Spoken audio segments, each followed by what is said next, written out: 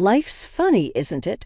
One minute you're on top of the world, the next it's crumbling beneath your feet. But let's not get ahead of ourselves. This story begins in the warm glow of happiness. My name's Emily, and not too long ago my biggest problem was deciding what to cook for dinner or what movie to watch on a lazy Sunday afternoon.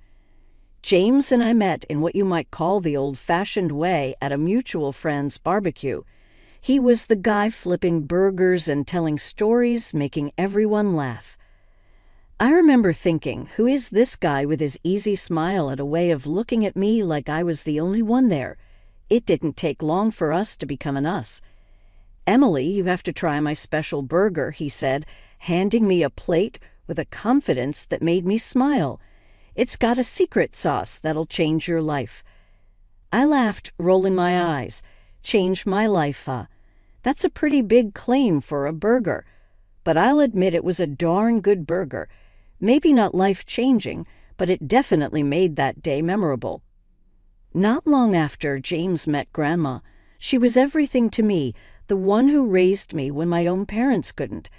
The way he talked to her with respect and a bit of playful banter won her over in a heartbeat. "I like him," she whispered to me as he went to grab us some lemonade. "He's genuine and he's got kind eyes. You hold on to this one, Emily." And hold on I did. We got married in a small ceremony, just family and close friends. The house I moved into was full of memories. The walls echoed with laughter from a time when my parents were still alive. James and I started filling it with new memories of our own, and it felt like life was just right. I got pregnant about a year into the marriage.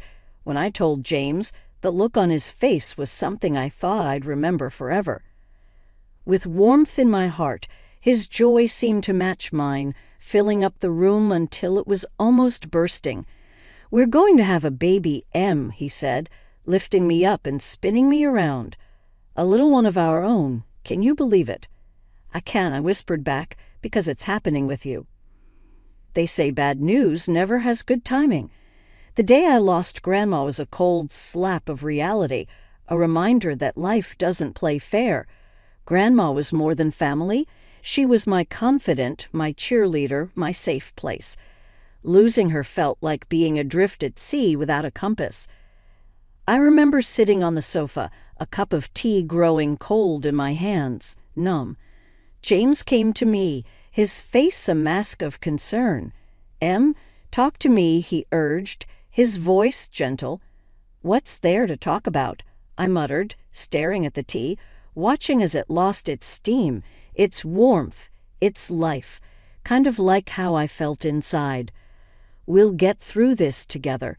You're not alone," he said, wrapping an arm around my shoulder. But his words, meant to comfort, felt distant, like a radio playing softly in the background, familiar yet easy to tune out. Then, as if I hadn't already been robbed of enough, our baby slipped away before I ever got to hold them, to tell them how much I loved them, to promise them the world. The miscarriage was like a physical blow, one that knocked the wind out of me and left me gasping for air, for answers, for comfort that wouldn't come. James was there, yes, always there, but somehow not really. "Emily, we can try for another baby when you're ready," he said one night as we lay in the darkness, his voice void of the pain I felt. I turned to him, a part of me desperate to find the husband who had once spun me around in joy. "I don't want another baby, James. I wanted this one, our baby." The words were a whisper, but they might as well have been screams for how they echoed in the silence. "We'll make it through this," he said, but his assurance sounded hollow, like a promise made out of obligation rather than desire. I sought refuge in solitude, in the quiet of the house filled with too many ghosts of what could have been. Days melded into nights, and I lost track of time, of myself. James tried in his way. "Let's go out, see people. It might help," he suggested one day, his hand resting lightly on the back of the chair I was slumped in. I shook my head, my eyes fixed on a crack in the wall, a blemish I hadn't noticed before. "I can't face the world, James. Not yet. The world is where the pain is, Emily. Staying cooped up in here won't change what happened, he pressed, but I barely heard him. How could I tell him that the world outside these walls reminded me of everything I had lost? That every street corner, every shop window, every smiling face was a reminder of a happiness that felt like it had been stolen from me. The funeral was a blur. People came, they said things, they left. I nodded, I shook hands, I accepted condolences, but nothing got through. I was in a bubble, watching life happen around me, a life I no longer felt a part of. James was there, of course, but his presence felt more like a shadow than a source of warmth. "You're so strong, Emily," he told me after the service, his hand finding mine. I wanted to pull away, to scream that I wasn't strong, that I was broken. Instead, I just nodded. What was the point in correcting him? As days turned into weeks, I felt James pulling away. Maybe he was tired of dealing with someone who seemed to have given up on life. Maybe he just didn't know how to help me. Maybe he needed an escape from the suffocating sadness that had enveloped our home. "I'm here for you, Em, but you need to start being here too," he said one evening, his patience wearing thin. "Here," I echoed, my voice barely above a whisper. "I don't even know where here is anymore, James." He sighed, running a hand through his hair in frustration. "I mean, you need to start living again, for your sake and mine." I looked up at him, then really looked at him and saw the strain in his eyes. I knew he was struggling too, in his own way, but the gulf between us had grown too wide, too deep to cross with mere words. That's when the creeping thought began to take root. Maybe I was alone in this after all. James was there, but not really, not in the way I needed him to be. As the days rolled into weeks and then months, the chasm between James and me grew wider. The man who had once seemed like my anchor was becoming more and more like a stranger, coming home late and sometimes not at all. It gnawed at me, this feeling of him slipping away. I remember one evening, the clock ticking past midnight and the other side of the bed still cold and untouched when he finally came through the door. I couldn't hold back anymore. "Where have you been, James? Do you know what time it is?" My voice was shaky but firm. He looked tired, his eyes avoiding mine. "Work's been a nightmare, you know how it is." His voice was flat, dismissive almost. "No, I don't know," I snapped back. "Because you never talk to me about it anymore. You never talk to me about anything." He let out a long sigh and began to take off his jacket. "Em, we've been through this. Work is work, it's stressful, and I don't want to burden you with it." "But I want to share that burden, James. I thought that's what we did," I said, the last of my words trailing off into a whisper. He paused and finally sat down on the edge of the bed, looking at me. "I appreciated it, but you have enough on your plate," I repeated, incredulous. "Enough on my plate?" I continued, my voice breaking a little. "You mean dealing with the loss and trying to piece myself back together. Do you think ignoring me helps with that?" "That's not what I'm doing," he protested, but even as he said it, it sounded like he didn't believe it himself. "I offered you a divorce, James," I reminded him, my voice breaking a little. "I told you that you didn't have to stay with me out of pity or obligation." He looked up sharply at that. "Is that what you think this is? Pity? Obligation?" There was a hint of the old fire in his voice, a glimmer of the man I knew. "Yes, that's what it feels like," I admitted. "You're here, but you're not with me, not really. And it hurts." He ran his hands through his hair, a sure sign he was stressed. "Em, I'm trying, I really am. But I can't just switch off from work. It's been really tough." "But it's more than work, isn't it?" I pressed on. "You're away even when you're here. You've got your phone on you all the time, always texting, always distracted." He didn't say anything to that, just stared at the floor. "Is there someone else?" The question hung in the air, heavy and frightening. "Em, don't be ridiculous," he said quickly. but his eyes told a different story. I felt a coldness spread through me. This was not the man I married, the one who would look me in the eyes and tell me the truth, no matter how hard. "I need you to be honest with me, James, please," I implored, my hands clasping and unclasping in my lap. He was silent for a long moment, and then, "There's no one else. It's just work. You've got to believe me." I wanted to. Oh, how I wanted to believe him. But the seed of doubt had been planted, and once that happens, things can never go back to how they were. In the weeks that followed, I watched James like a detective. I noticed how his phone was always face down, how he'd step out of the room to take calls. The signs were there, and I couldn't ignore them anymore. It was a Wednesday when my world finally started to crumble. I answered a call from a number I didn't recognize. "Hello, is this Emily Stanton?" "Yes, who's this?" My voice was steady despite the storm inside. "We need to talk about your husband." My heart sank. "What about him?" "I think you'd better sit down, Mrs. Stanton." The cafe was one of those nondescript places, sandwiched between a laundromat and a closed-down bookstore. It seemed like a fitting backdrop for what was to come. I sat there, stirring my coffee, each second stretching out like an eternity until the man showed up.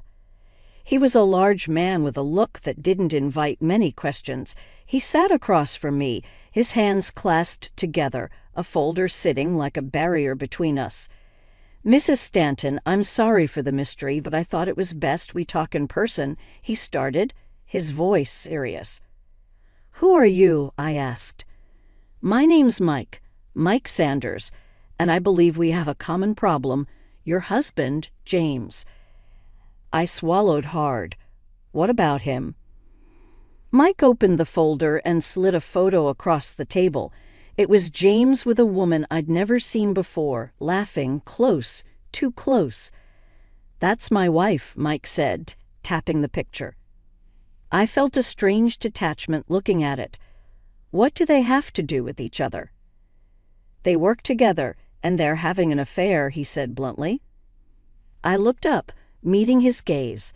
"That's impossible. James would never."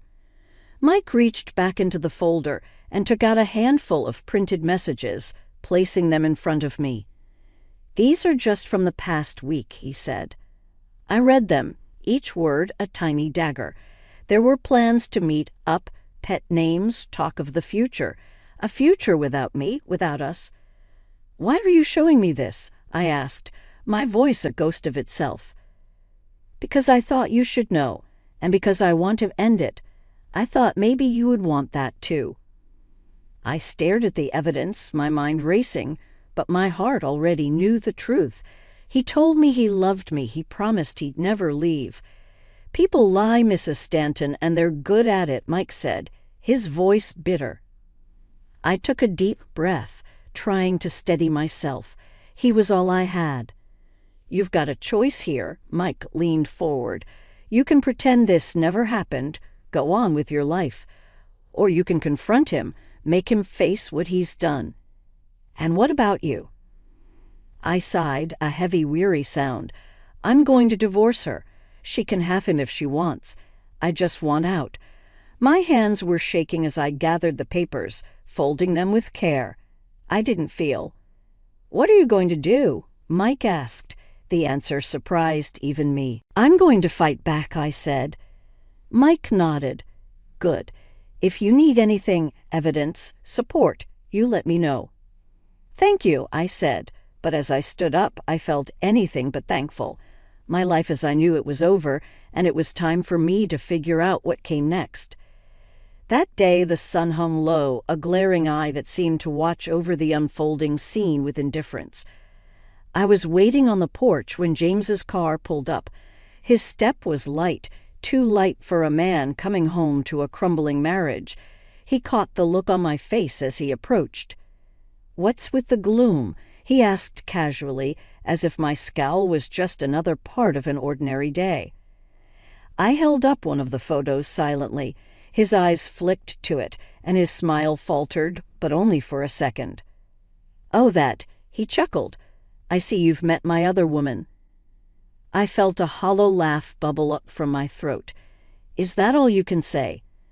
"Oh, that." He folded his arms and leaned against the porch railing. "What do you want me to say? That I'm sorry? That it was a mistake? Because it wasn't. I'm not sorry, and it was no mistake." "Why, James?" I demanded, my hands clenching the photo so tight the edges crumpled. He laughed, a cold, heartless sound. "You were convenient, you know. A nice house, a decent bit of savings, and when your grandmother passed, well, that was just icing on the cake." I recoiled as if he'd struck me. "You think my grandmother's death was a financial gain?" "Why else would I stick around?" he shrugged, "especially after, you know." He paused, eyeing me with a cruelty I hadn't seen before. "After the kid." I shook my head in disbelief. "And you hoped what? That I'd off myself in grief? Would have made things simpler." I quipped. His words were like acid burning through the last vestiges of the life I thought I knew. "You're vile," I hissed. "You always were too sensitive, too stupid to see what was right in front of you," he continued mercilessly. "You thought I would end my life." I asked, the reality of his betrayal sinking in, a cold weight in my stomach. "It would have been a win-win," he said. "You'd escape your pathetic little life, and I'd be free with a nice little nest egg." His grin was the ugliest thing I'd ever seen. I couldn't hold back the tears, but I was damned if I'd let him see them fall. "And now what's your grand plan now?" I managed to say, my voice surprisingly even. "Now I guess I'll have to settle for a divorce. You'll probably screw me over on that, won't you? Drag it out, make me suffer. You don't deserve quick and easy," he spat. "You're an ugly, stupid woman, you know that," he continued. "I don't know what I was thinking marrying you." I looked at him, then really looked at him, and I felt something shift inside me. The man I had loved was a ghost, a fiction. In his place stood a stranger with a heart full of venom. "Get off my porch, James," I said quietly. He smirked, taking a step back. "Gladly. This place was never really my style anyway." The courthouse was a place where I thought I'd celebrate our milestones. Instead, I walked up the steps to dissolve the very foundation of my marriage. Mike was right beside me, his presence a silent support. I had the papers in my hand, feeling the weight of every word that testified against James. Mike carried his own set of damning evidence, a mirror to my betrayal. Our steps echoed in the empty hallway, a march towards a verdict we both needed. Inside the courtroom, the air was stale, heavy with the burden of judgments passed. James and his mistress, Mike's wife, were already there, a tableau of guilt. "Mrs. Stanton," the clerk called out. I stepped forward, handing over the sheath of papers that detailed every misstep of my husband's affair. The judge surveyed the room, his gaze lingering on me, then on Mike. "You have evidence to present?" he asked, turning to James and his co-defendant. Their answers were a soft murmur of legal ease. No contest. The judge took his time reviewing the evidence, his expression unreadable. Then, finally, he spoke, his voice the gavel that shattered the last tie between James and me. "In light of the uncontested evidence, I am granting the petition for divorce. The division of assets will proceed as outlined, and given the circumstances, Mr. Stanton, you will also pay restitution." James stood, his face ashen, but I felt nothing. No victory, no joy, just the hollow end of a chapter. Mike met my gaze, a silent question in his eyes. Had it been worth it? I could only nod. It wasn't about winning or losing anymore. It was about setting the record straight, about reclaiming my dignity from the ruins James had left behind. The courtroom's heavy door swung closed behind me with a sound that felt final. Mike and I found a quiet corner in the bustling hallway outside.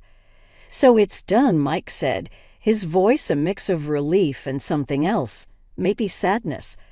I nodded, The reality of the situation settling in. It's done.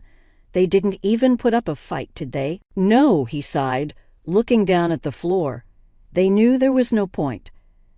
I thought about James, about the love I thought we shared, and how it had all been a lie. Do you think they're sorry for what they did or just sorry they got caught? I asked. Mike's gaze met mine, steady and sure. Does it matter? They're out of our lives now. That's what counts. I let out a long breath, one I'd been holding since the day I got that call. I guess you're right. I didn't want it to end this way. Nobody ever does, I said. But you stood up for yourself. That counts for a lot, Mike assured me. The weight of the papers in my bag seemed lighter now. Justice, or something like it, had been served. It didn't undo the past, but it cleared the path for the future. I just want to move on, I admitted. And you will, Mike assured me. This is a fresh start for both of us. I managed a small smile. A fresh start, I echoed. We walked to the exit, the light from the doors growing brighter as we approached. Outside, the sun was shining and the world moved on, indifferent to the small dramas unfolding in its midst. Emily, Mike said as we stepped into the daylight, what will you do first? I thought for a moment. I'm going to go home, take a long bath, and then I'm going to start planning my future, one step at a time. That sounds perfect, he said, and if you ever need a friend, you know where to find me. I looked at him, grateful for his unexpected friendship. Thank you, Mike, for everything. The days following the divorce were quiet.